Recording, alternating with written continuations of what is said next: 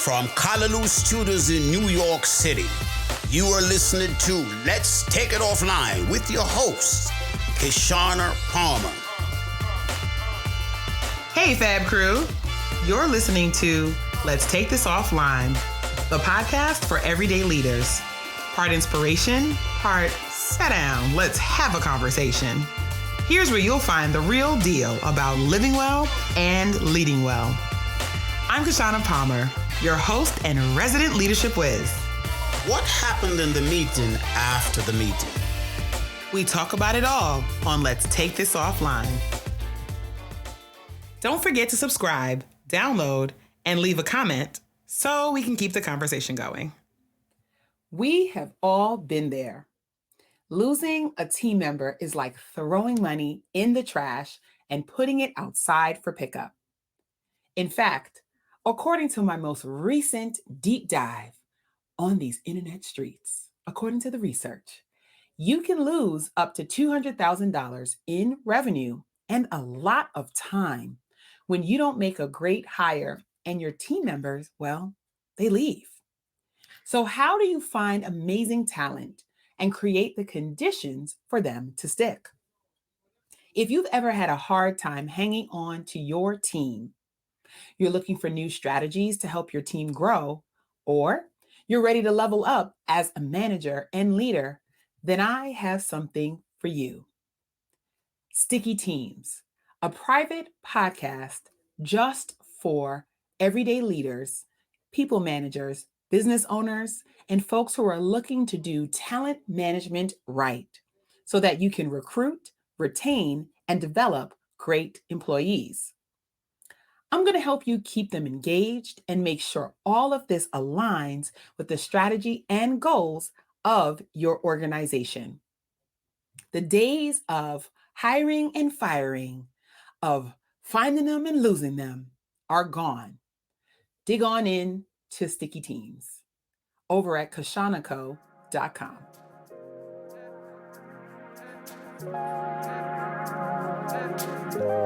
Danielle Henry has a demonstrated history of working in the management consulting industry for profit and nonprofit entities with a focus on social impact, digital marketing, branding, web development, and operations. She is the founder and CEO of Great Dane 921 Consulting, a consultancy firm focusing on developing solutions that are based on the foundation of empathetic understanding and the need for more compassion and transparency at work. Danielle is a second-year doctoral student in the Organization and Leadership Psychology program at William James College. She obtained her MPA in Public and Nonprofit Management and Policy with a specialization in General Finance from the Robert F. Wagner Graduate School of Public Service at NYU and a BA in American Politics from the College of Arts and Sciences at New York University. With public service in her heart, Danielle has been an active member of Delta Sigma Theta Sorority Incorporated and is the immediate past president of the Westchester Alumni Chapter serving Westchester County, New York. She is also the past president and sustainer member of the Junior League of Orange County, New York. A born and bred New Yorker, in her spare time, you can find Danielle doing monthly cultural outings to museums, gardens, and immersive exhibits with her fur, floral, culture, and cocktails crew around New York City, roller skating at her local skating rink, or as a podcast co-host for the Empress High Council, whose focus is on self-care and entrepreneurship.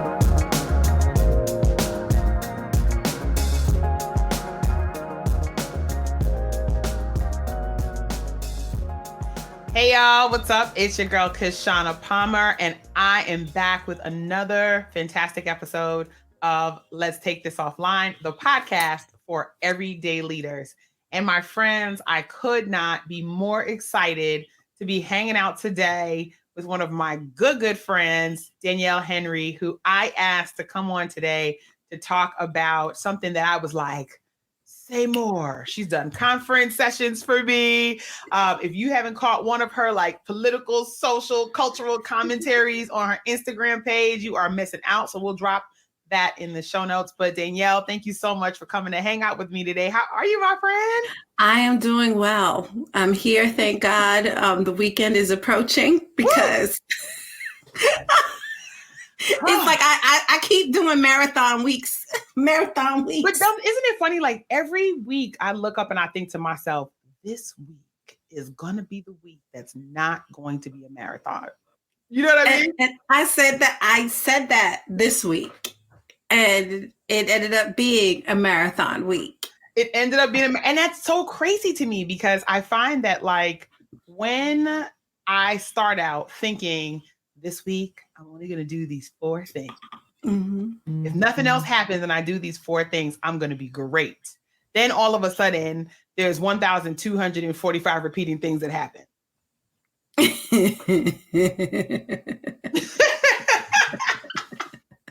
But today we're going to be talking about something that I had not really dug into or heard about until I heard you talk about.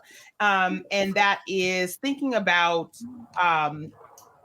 really something that has been in a lot of leadership conversations. So you hear a lot about emotional intelligence. There's articles and there's blog posts and there's sessions. I've done sessions and what it takes to be successful as a leader. And folks who don't have high EQ, listen, what are we doing right now? They're not getting ahead, okay? No.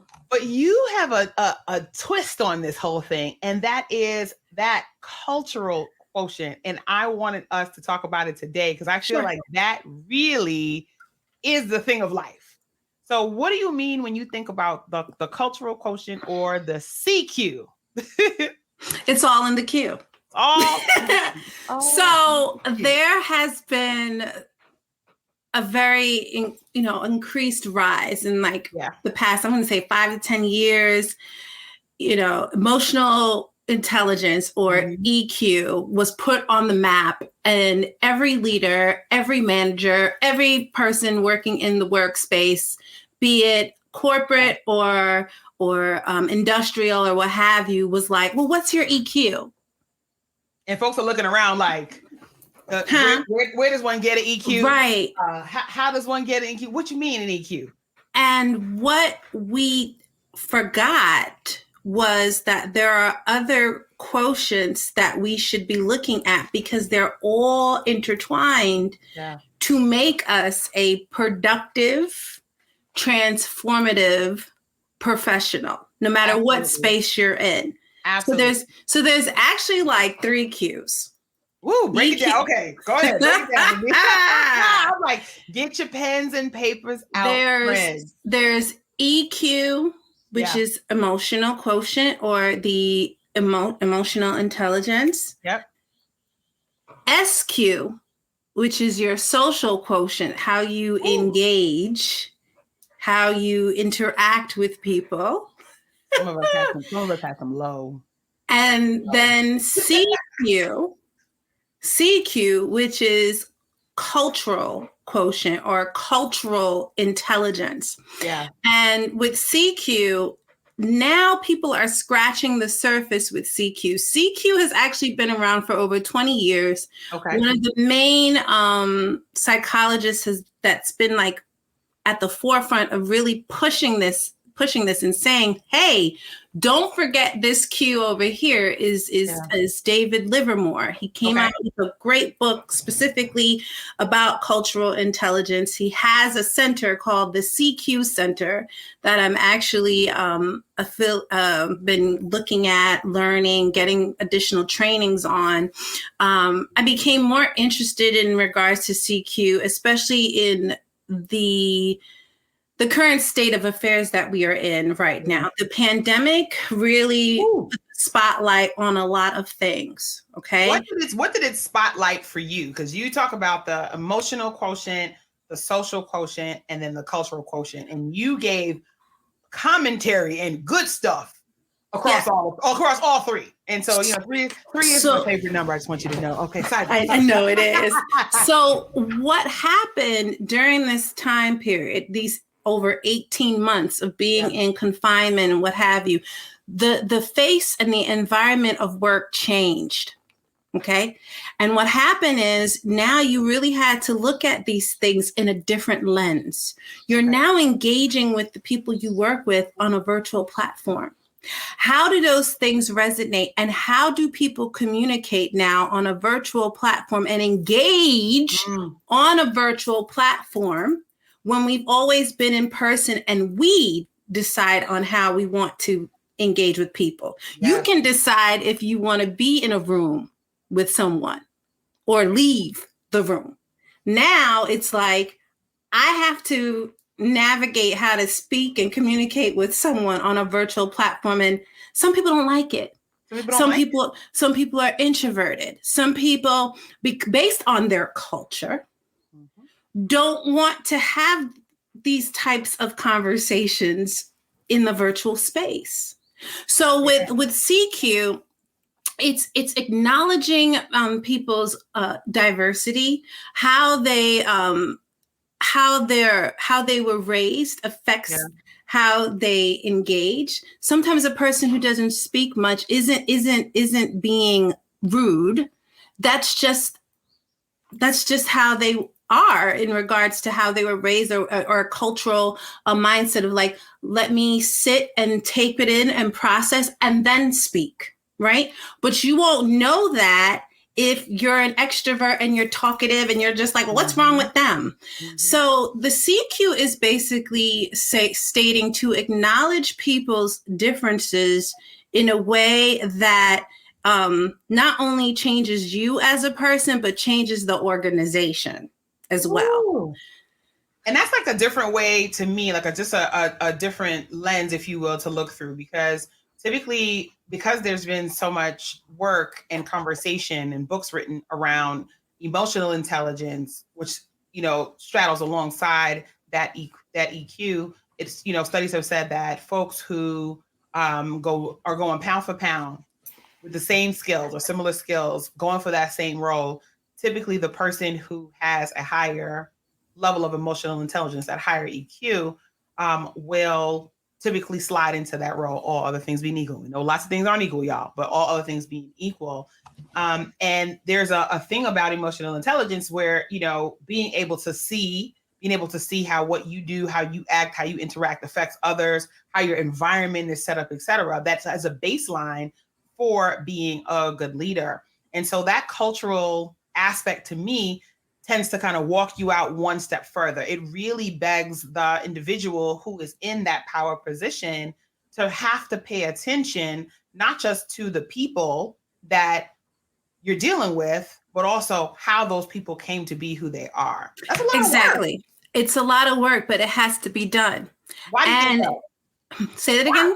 Why do you have to do it? I'm just like, okay, yeah, and okay, why? You know why? Because the CQ is a tie and a component as to how a company operates and what's the company's culture. What's the culture? Here's the thing. The pandemic also put a spotlight on the fact that DEI was lacking CQ. Woo! Talk about it. And basically you had to step back and assess the importance of CQ in the DEI schema. Yes. Diversity, equity, diversity, equity, and inclusion is not just about bringing people together and being like, kumbaya. Hello. Okay. Talk about CQ plays its part in further educating people about differences and the different groups and how that develops the appropriate values and norms. Yeah. And business and how business operates in a company. So when you don't have that, you're just functioning as an organization, just doing your appropriate profit margin, and you're not cultivating, cultivating your employees. One of the things that employees are also looking at in regards to the jobs that they take these days is that appropriate work-life balance. And does the company or organization resonate with my lifestyle, my thinking on things, be it political, creative, artistic, social activism, all that stuff. It all counts. It all counts, Yeah, go ahead. What I'm hearing you say in there, like, and that's the thing that I think is so unique about this approach. So, for many of us who have experienced the checkbox aspect of diversity, equity, and inclusion in our professional careers, what I hear you saying is that taking that cultural quotient means that you're recognizing what the differences, the nuances are of the people who make up your company culture, and that you've got to make a decision that you're going to build a culture that is able to include all of that different fabric, which means to me, you've got to really, really be clued in and paying attention to your people and be curious. Yes. There is also a rise of companies and organizations looking at what their not only overall brand is, but like what their employee brand is, which is a whole separate narrative about who they are and what they are, which ties also into their employee value program. Their whole like internal identity and how employees will resonate and want to stay with the company, because in recent years there is no company loyalty to. Ooh. And we have seen this, and it's gotten worse. It's gotten worse. Right, but we've seen it amplified, has it not? Yes, it has. Year and a half, almost 2 years at this point, because it didn't just start in March of 2020. No, it didn't. And a rumbling happening throughout every sector, whether you're in government, you're in the social sector, you're in the corporate sector, you're in tech, you're in industrial, whatever it is, there was a rumbling happening. And folks have been saying for a long time, I want to work for companies and with people who actually care about the things that happen to me outside of work. Yes.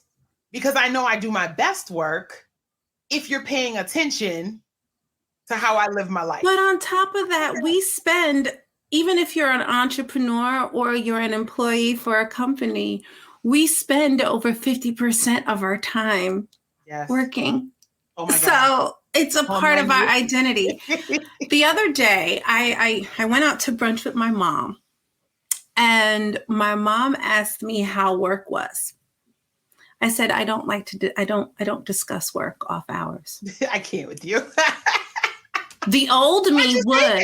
No, the old me would, Keish. The old me would and complain and commiserate and all this type of stuff. But I started to realize that I was going down a rabbit hole and making what I do my full scale identity. And I forced myself, even more so during this pandemic and a little bit prior, because I was starting to get in that space of being like, there is more to me than Danielle, the project manager, the OD consultant, the doctorate student. Like, there's more to me than the profession of what I'm studying. I like to roller skate. I like to go to cultural outings. Like, I like to do things outside of work. And my mother was like, that's an interesting approach to take. Why do you not want to? I said, because it's not me. It's not all of me. Ooh. And it has taken so long for so many of us. You know the song, Break Every Chain, to break the to break the chain. That's a song, though. That's a whole, listen, that's a bop. Because think about if you have parents, and my parents were professionals, but my mom, my dad, my stepdad, union workers, working really good jobs with a start date and a stop date. My stepmom was a nurse. She's retired now. I don't remember any of them, except for a funny story here or a funny story there, or ever talking about work at home. So much so is that when they got home and took off their uniform, came out of their street clothes, as we don't keep on the street clothes in the house. Okay. No. We don't do that. As soon as the outside clothes came off, they shed that and were dad at home, mom at home, husband at home, wife at home, partner at home. And somewhere along the line, by the time we got to college and we got into our professional lives, even if we're coming home and we're taking off the physical attire, we were not taking off the work attire. So much so, my dad used to remark, I remember when I first moved back to New York many years ago, he said to me, oh God, Shauna, you're always working, you're working. I don't know you young people. I always thought you should have a career so that you didn't have to work this hard. I was like, Dad, this is what the career looks like. It's changed. So imagine what you're saying now to your mom. Interesting that she was surprised, but I bet money that it doesn't look very different than what she was doing at some point too. Yes. We're kind of getting back to that. That's that leaving of one piece of business when we come to manage the other piece of business, which is our lives. Which is, yeah. And I needed to separate the two. Yeah. So how do you then encourage, entice, incent leaders to like weave in that cultural quotient, that CQ? It's imperative that leaders really invest the time in, I'm not saying getting to know all of your employees, but having the space to engage and interact with your employees, to do collaborative exercises, to identify what the organization or company is. It's imperative. You just don't stay here at the top, the little old school mentality of like, I'm the leader, I'm gonna stay over here. I don't need to engage with anybody. That has changed. More and more people in the past 18, 20 months during, like you said, nearly 2 years, right? Yeah. There were individuals who acquired employment this past year, but there were also individuals who acquired employment, but then turned around and left the employment because it didn't tie into what their life was about. They realized that leaders weren't really engaging or really having the opportunity to have town halls or discussion cafes about the state of the organization. That's becoming very imperative. Okay. All of these things in regards to organization development play its role in evolving an organization where they can go from being an orange or green organization to the penultimate, the Shangri-La of a teal organization. Teal. That's why my hair is teal. Okay. So right. You know, everybody wants to aspire for that. And there's only a few organizations that are at that level. So break the majority. Because some folks don't know what the levels are. So let's. So if you take a moment, if everyone could take a moment, it's a cool, insightful read. It's well, you know, if you like psychology and organization development. Listen, the listeners of this podcast, we are the coolest nerds this side of the world, okay, and all around the world. So we are a reading set of people. If you're into OD, you've heard of Keegan and Leahy and all of these fascinating psychologists, OD practitioners. But when it comes to the color breakdown of organizations, the individual that really put that on the map with his book called Reinventing Organizations is Frédéric Laloux. Frédéric Laloux. And what he did is he basically did a breakdown as to where organizations were in different time periods and where organizations are now. So you had your red, amber, orange, green, and then teal. And the colors corresponded to a place in organizational growth. In organizational growth and even time period and the way how thinking, you know, was going down back in the day, be it as it may. So a lot of organizations in this time period are either orange or green. So they're like either 2 levels below teal, which is the top, or just a step below from reaching teal. So you have a lot of organizations that are like, what am I missing that I can't get to the teal? Why can't I get there? What am I missing? How do I further engage my employees so they understand the importance of this?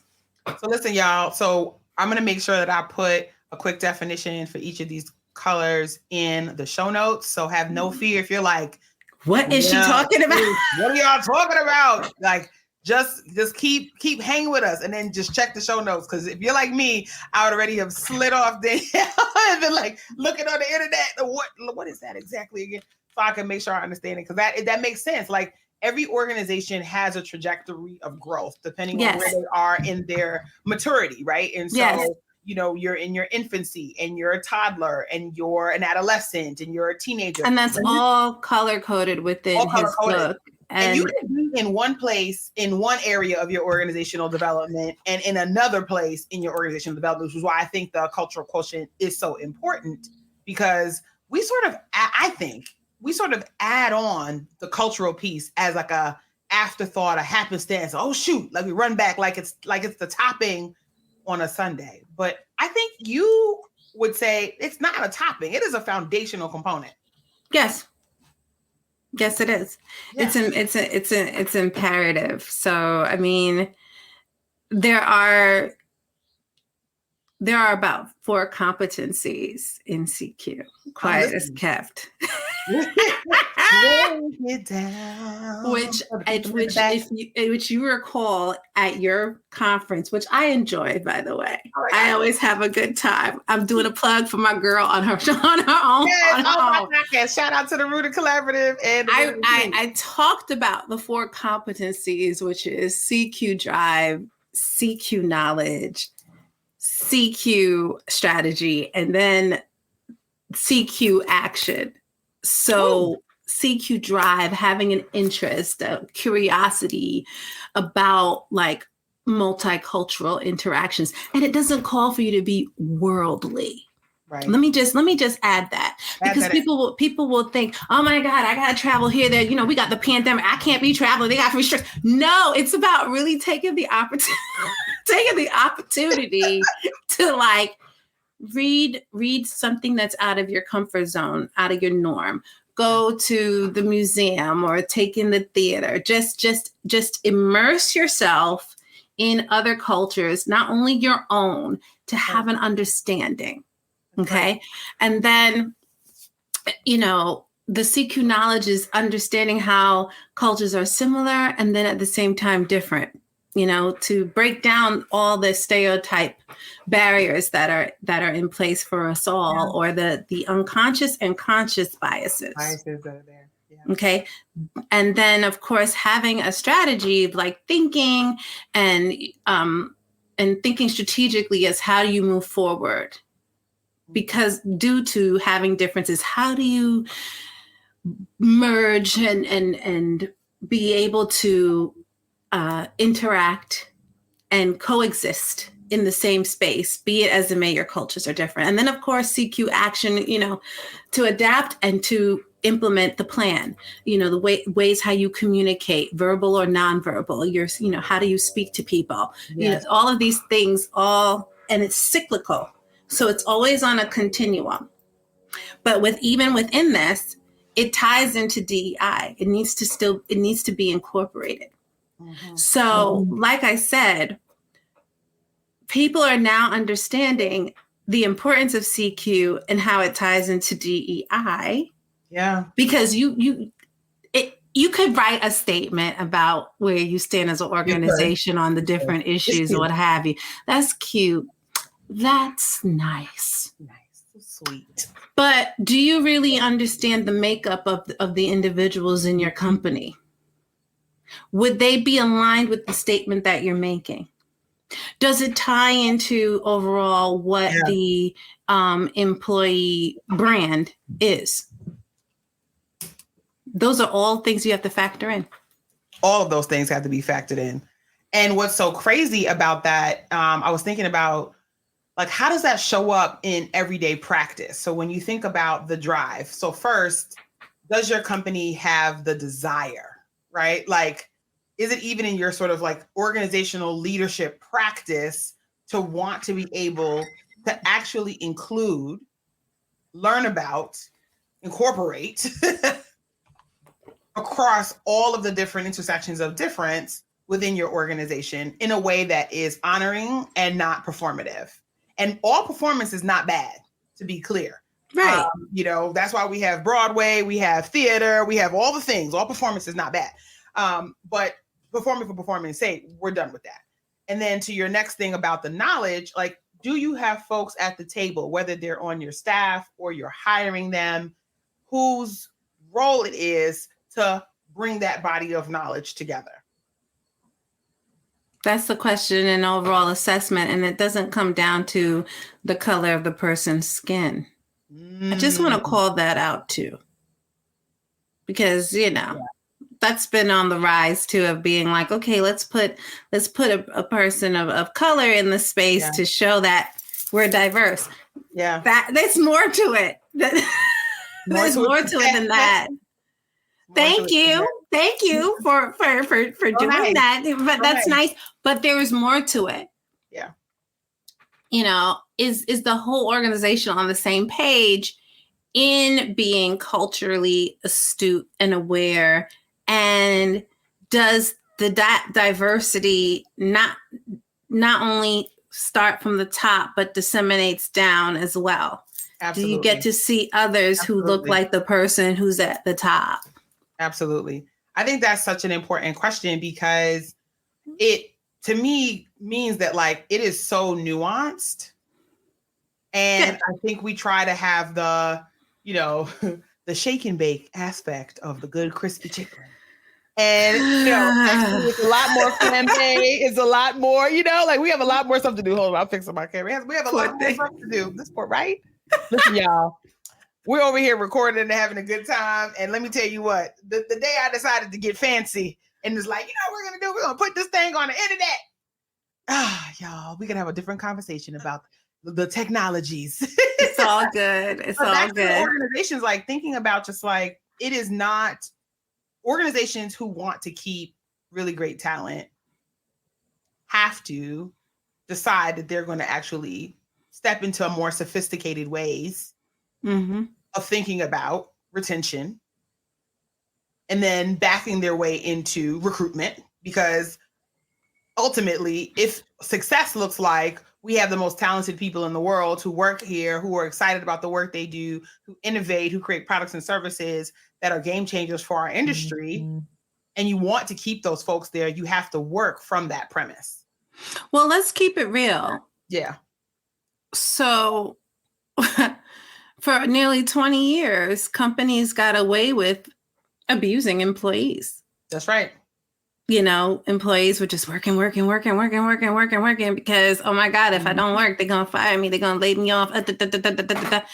And it even got worse after the financial crisis of 2008. Okay. It got worse. And what has happened is people have started to wake up and be like, you need me more than I need you. And if you don't have me, then how are you going to function? And it used to be that employers would be like, you missed this bus, another one is coming. But actually, depending on the type of industry you're in, and we're not just seeing this in what we used to consider, air quotes, high skilled.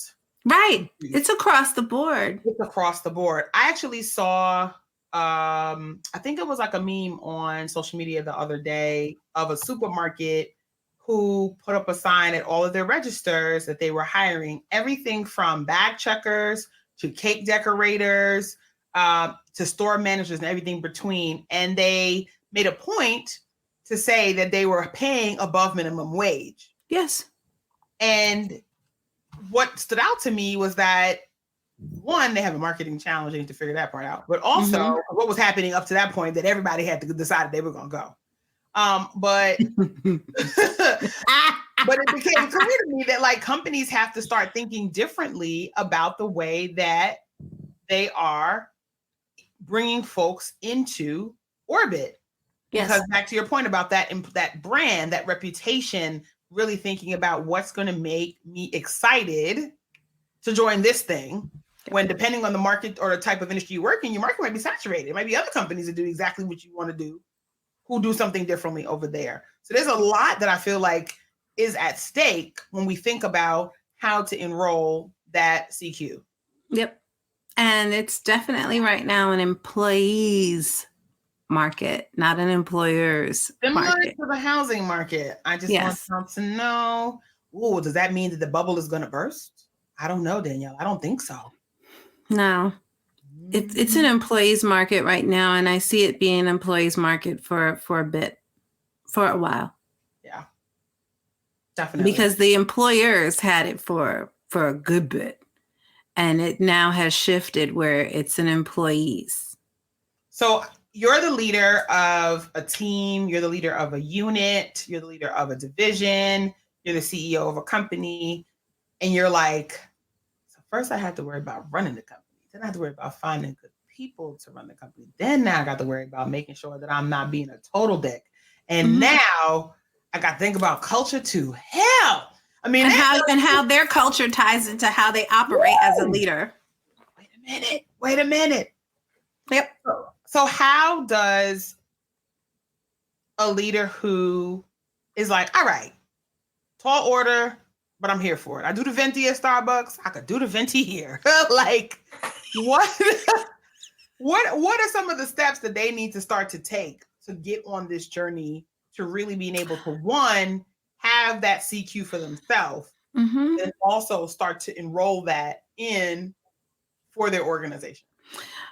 What you can do on your own, I strongly encourage people to take a cultural intelligence assessment on the CQ Center webpage, which is a CQ Center, which is overseen by David Livermore.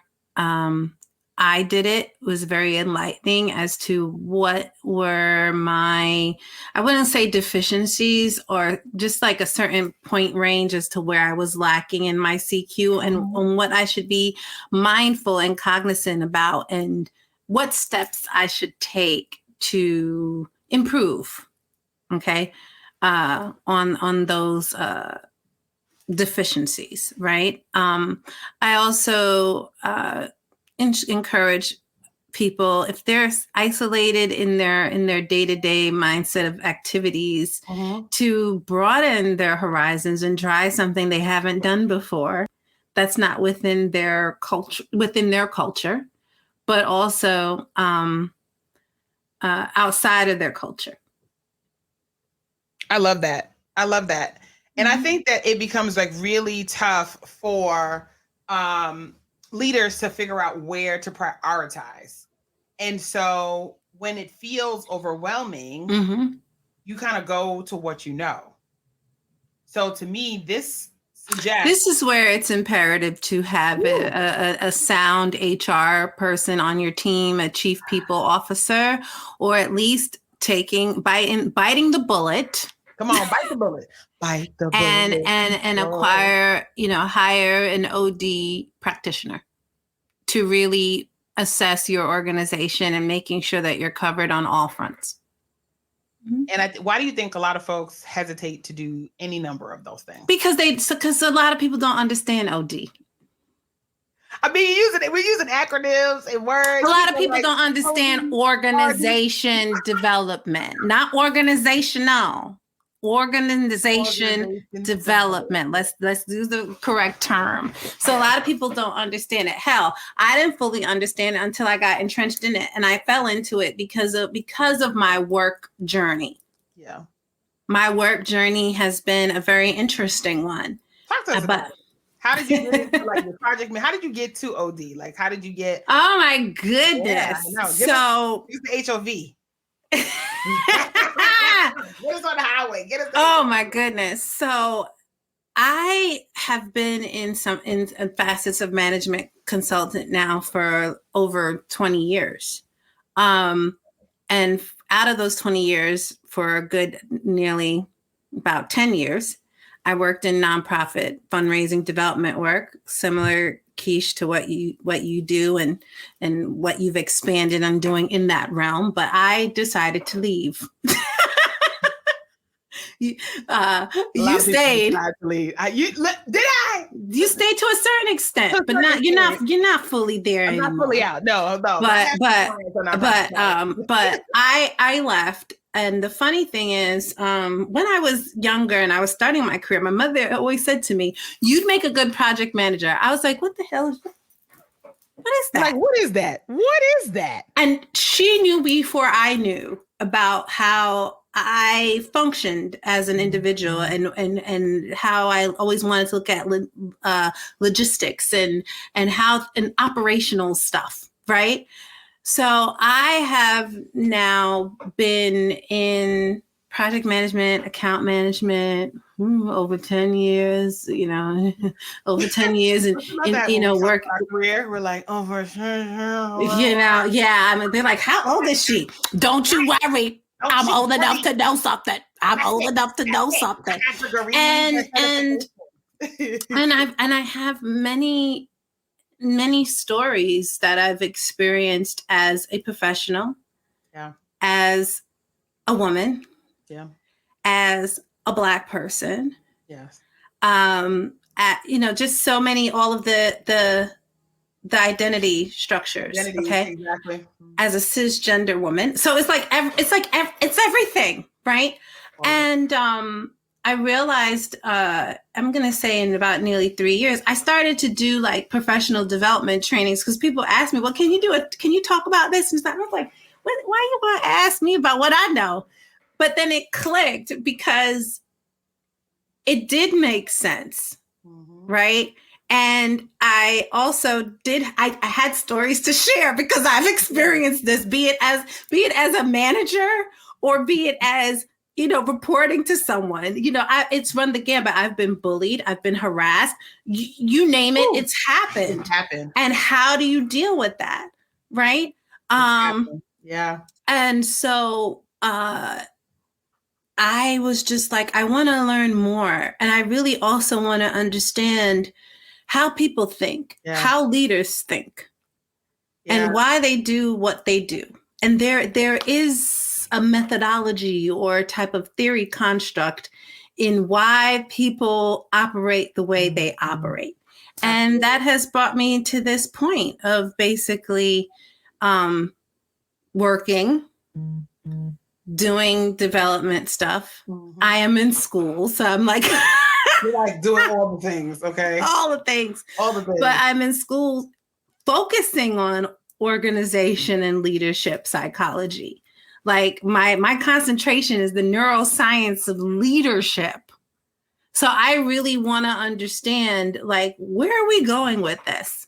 Why do people operate the way they do? Why do organizations operate the way they do? Why do groups and organizations? So like the organization, the group, and the individual. All three components, all of the things that make up a company or organization and make an organization function. So here we are.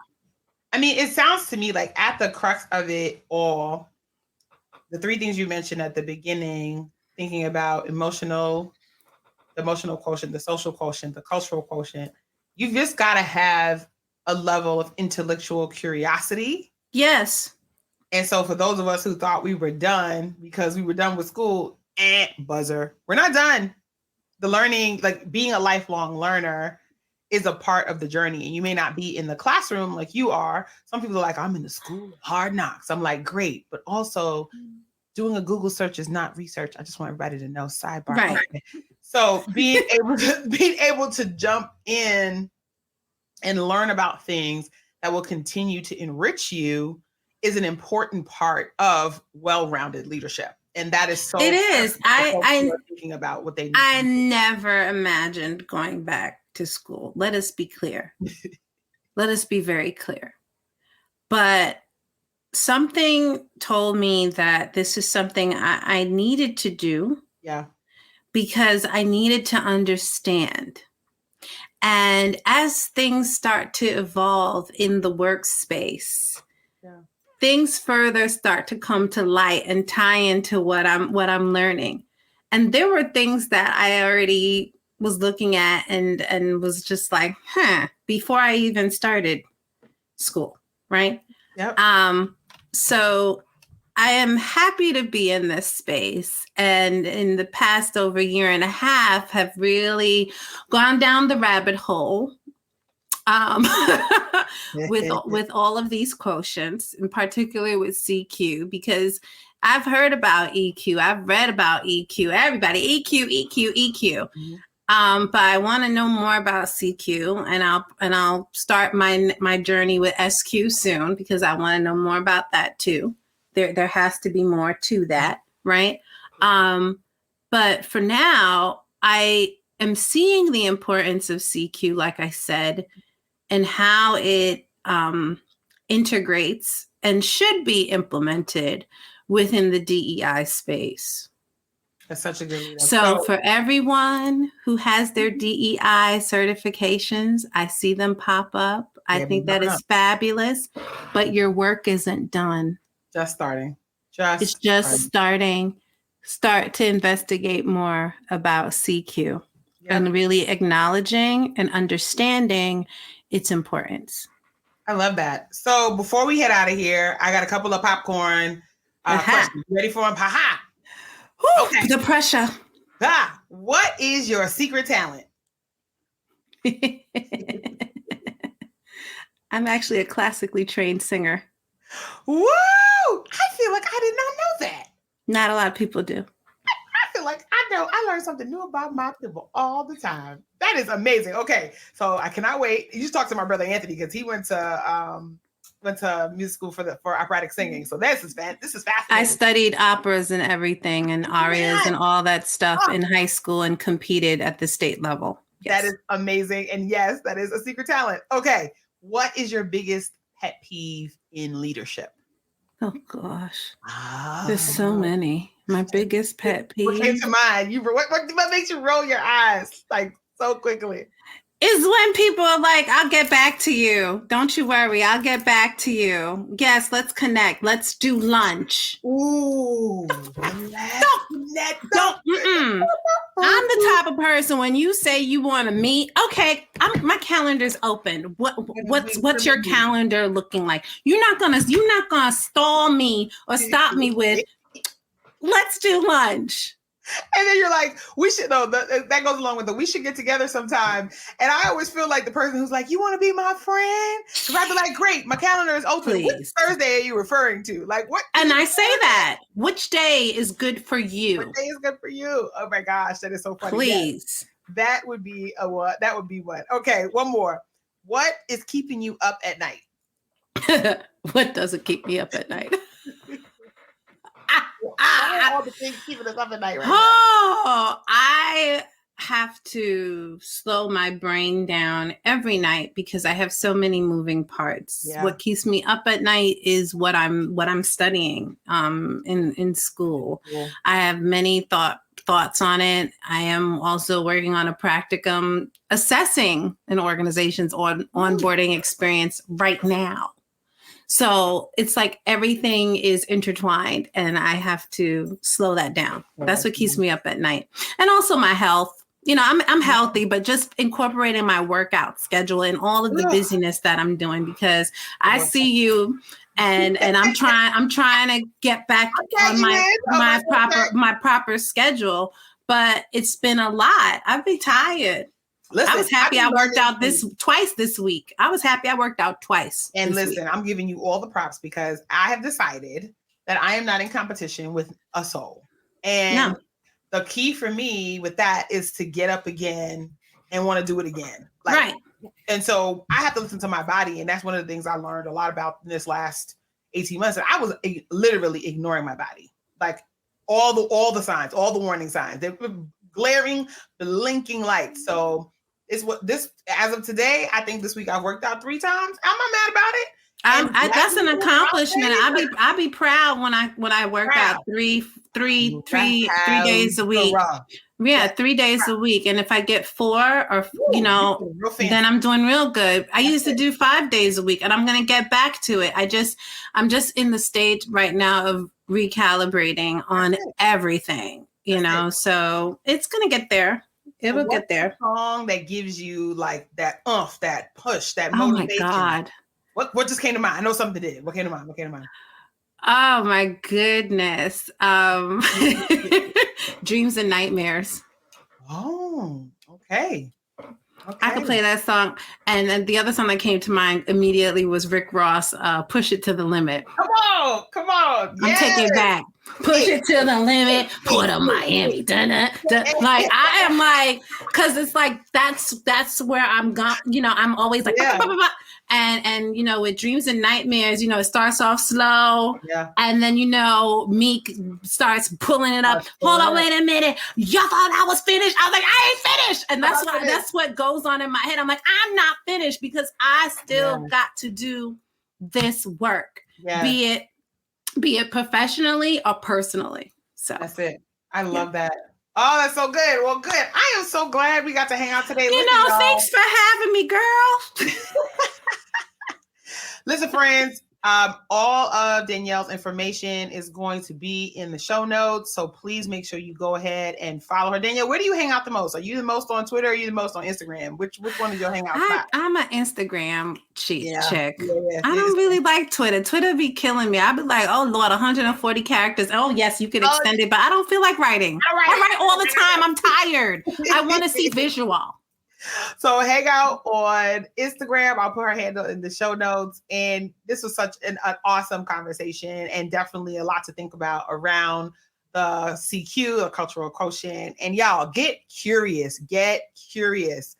Okay, my friends, this was another awesome episode of Let's Take This Offline. Y'all, I just can't just tell y'all how excited I am to have you. So Danielle, thank you so much. Thanks for having me. hanging out with me, and we will talk real soon. Yay! Yes. Bye. Listen, y'all, this was such a treat. And so make sure that you click on all the links, you subscribe, you forward this to a friend who needs it. You let us know what we should be talking about on the podcast that talks about things that happen in the meeting after the meeting on Let's Take This Offline, the podcast for everyday leaders. I'm Shauna, and I'll talk to you real soon.